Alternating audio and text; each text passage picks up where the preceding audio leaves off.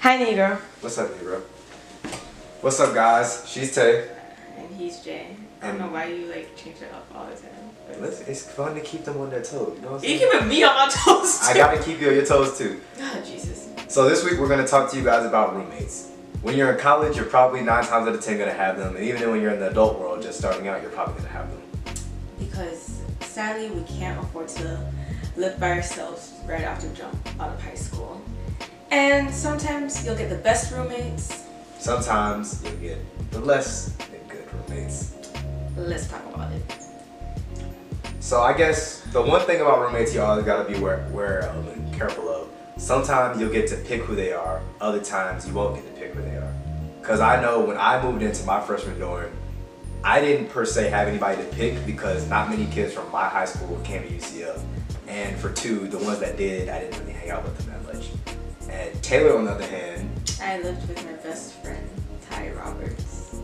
And a lot of people say not to live with their best friend, but honestly, if anything, us living together brought us a lot closer with each other, and now she's part of the family. So my first time rooming with someone was with someone I cared about a lot and someone who cared about me a lot, and we kind of understood each other, and there was no. So for me, freshman year was a little different. Like I said, I didn't get to pick my roommates. I ended up rooming with 3 other guys, obviously, in the dorm.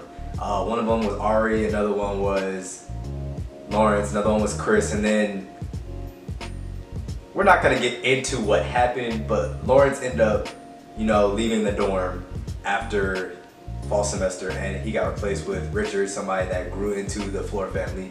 And just for me, it was a situation of getting to know the people that I was gonna be living with for the next year or so. Anyway, but that's just a sliver of what our roommate experience is. What we're really gonna talk about today is the bad and the good. That's good. But the bad. So the first thing I want to say is don't be afraid, y'all. Don't be afraid to be that roommate. And when I say don't be afraid to be that roommate, you know what that roommate is. There's that roommate, the one that's like messy and dirty that everybody gets on. There's we're that talking about roommate. that roommate, the one that like mom, dad of the the mom, dad of the house that keeps everybody in check and in order and stuff. That's me. That's me. Don't afraid to be that roommate, because that roommate is the best roommate you could be. Even if you're a little annoying sometimes and a little bitchy and a little dick sounding, that's the roommate you want to be. You know why? Because you never want to be a sloppy person. Yeah, you never want to be a sloppy bitch. You help keep your house clean. Like I feel personally, this is how I feel. I feel as though if you are gonna, really if you get your first apartment, if you're in a dorm, that's your first taste of what it's like to be a homeowner. It's your personal space. You don't want to come home after a long day at class or a long day at work and your place is messy. You really don't want to deal with that.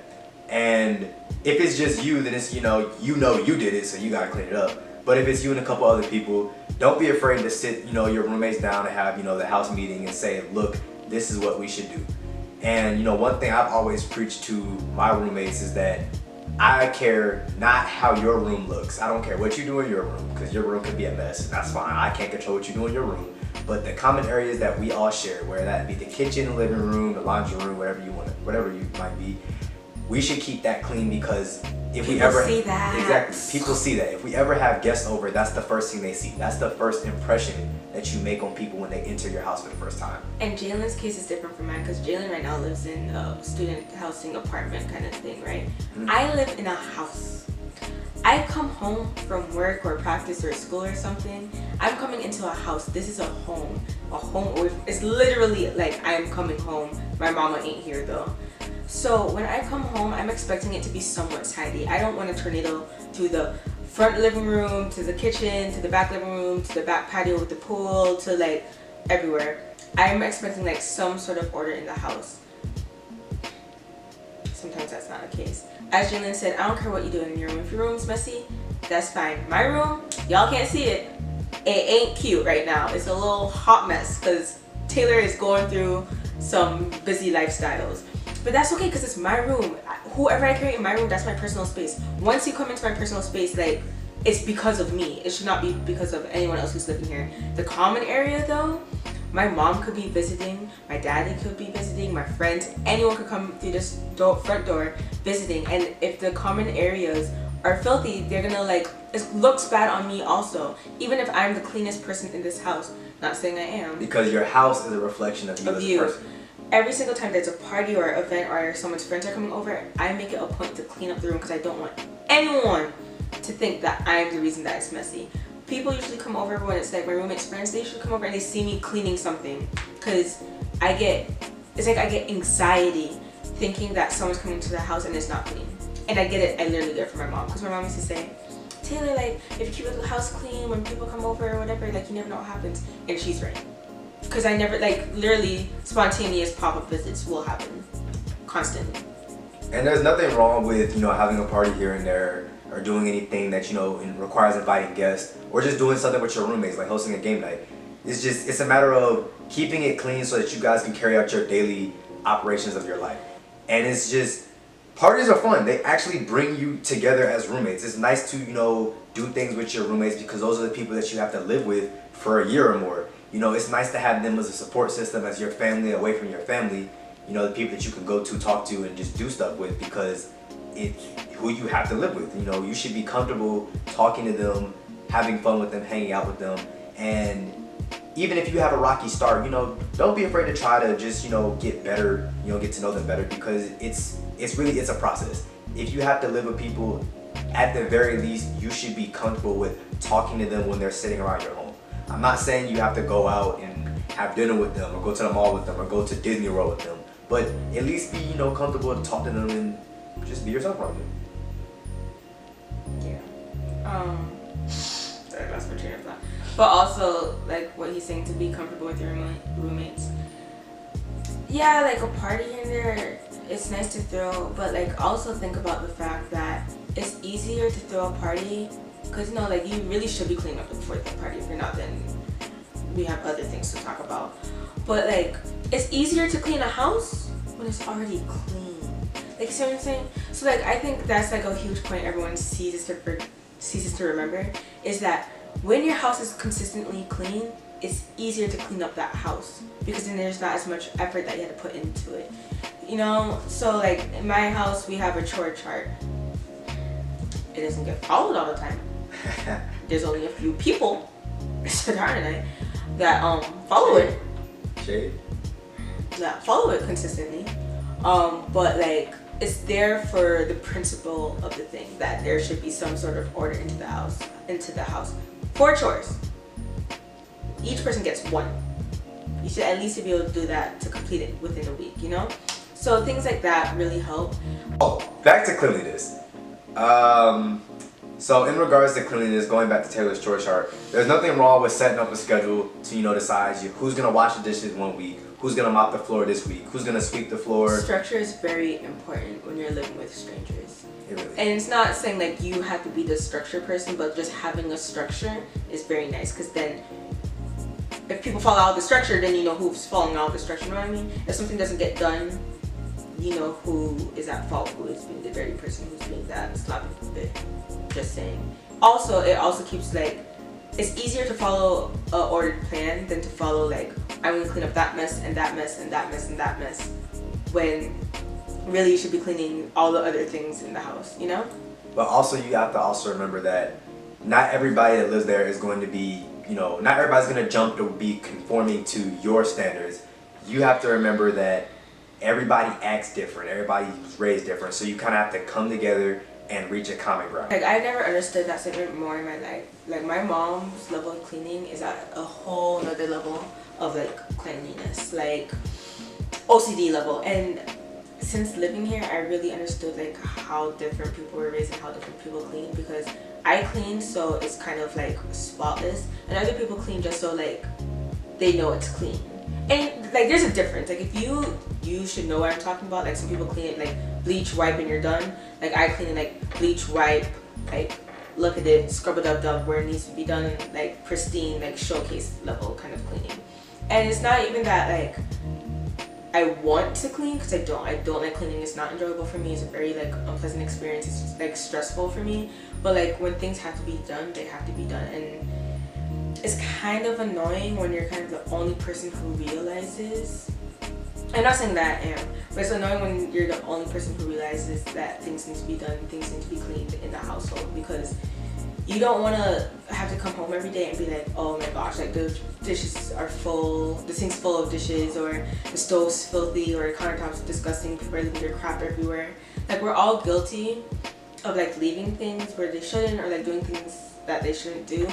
But like, make it a point to not let those things linger for more than 24 hours. If a day passes and the things that you should have done are still not done, like if you still left like your juice out on the counter or something and it's been more than a day, try not to do that. Like, try to move it as fast as possible, because at the end of the day, like, I know we're all busy and stuff, but if you show how you want to leave your house, people tend to follow in the leadership like that. You know what I mean?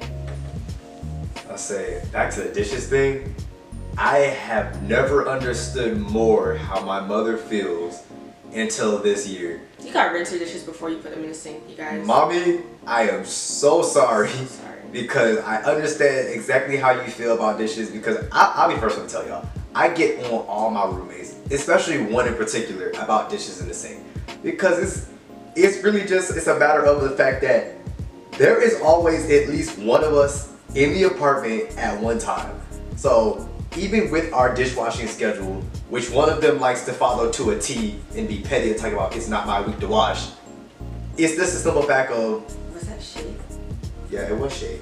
It's just a simple fact of, if it's my week to wash and I'm not there, you know, I would kind of expect that at least you handle the stuff that you use and not just throw everything in the sink. Because there'll be days I come back from class, both sides of the sink are filled with dishes. Both sides of the sink should not be filled with... My scalp itch.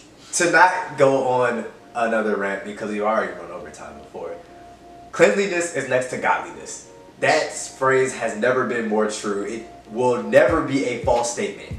Cleaning is something that not people enjoy doing. I don't like doing it. It's something that I kind of detest doing, but I do it because of the simple fact that I don't like being a dirty person. I don't want to be considered a dirty person. Cleaning is something that everyone has to do. No one likes a sloppy hole, you guys. Exactly. You should be cleaning your bathroom every week. You should be cleaning your kitchen every week. You should be washing down your stovetop every time. And you should be cleaning your fridge once a month at least. I'm saying, you see, a lot of people don't know they're supposed to clean the fridge, but if I open up your fridge and I see like stains on the bottom of your fridge, I'm thinking you're a dirty person. And not only that, you need to throw away some. You need to throw away. You need to regularly go through and throw away food in your fridge. At least, you see, I say at least a month because a lot of people don't do it. But back home, we clean out our fridge like every 2 weeks at most. Usually it's like once a week we'll go through and throw out the dirty things. But like 2 weeks, you guys throw out. Just throw out things as you see them. They're expired, toss. Like, clean the fridge. The fridge shouldn't look dirty. Why is the fridge dirty? Just saying. And countertops. My last point. Countertops. I know a lot of people like to leave stuff on the countertops. Don't do that. Please don't do that, because it just becomes a drop-off point. But also, if you are gonna leave something on the countertop, because I am guilty of this, back to my day rule. Don't let a day pass and your strap is still on the countertop. If you don't know where something goes, ask around. One of your roommates might have a specific place where they like to keep it. Or if not, put it somewhere and let everybody know, hey, dirty, this is where it's at. If it's something dirty on the countertop, like it's a plate and you left it on the countertop, like, I get it, like, you know, sometimes you're eating real quick, you toss it on there, you run it out.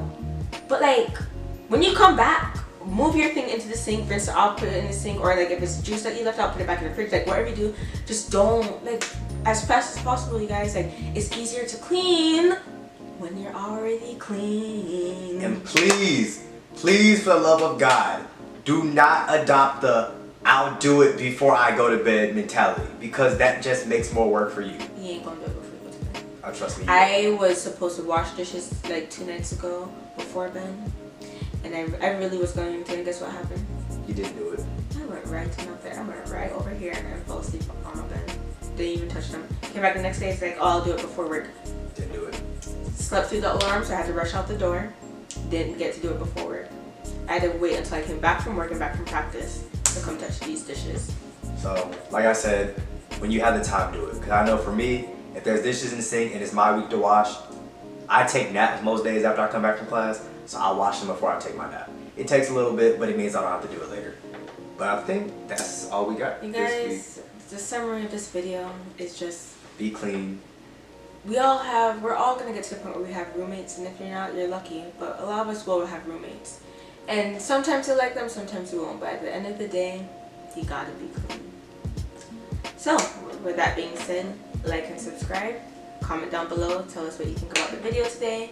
And one more thing, for anybody whose family has been affected by the recent Hurricane Michael that hit the Florida Panhandle, I want you to know that our thoughts and prayers are with you, and we hope that everything is just fine for you and your family. And guys, please donate and support if you can. It's always good to support the people out there who are hurting. And follow us, we have a sign! Follow us on Instagram right here, JTUCF, that's mine, that's Jalen's. And then follow us on Twitter, the young pic, because I'm a photographer, choo choo. And then that's Jalen's Twitter. And bye y'all, Bye guys. See you later.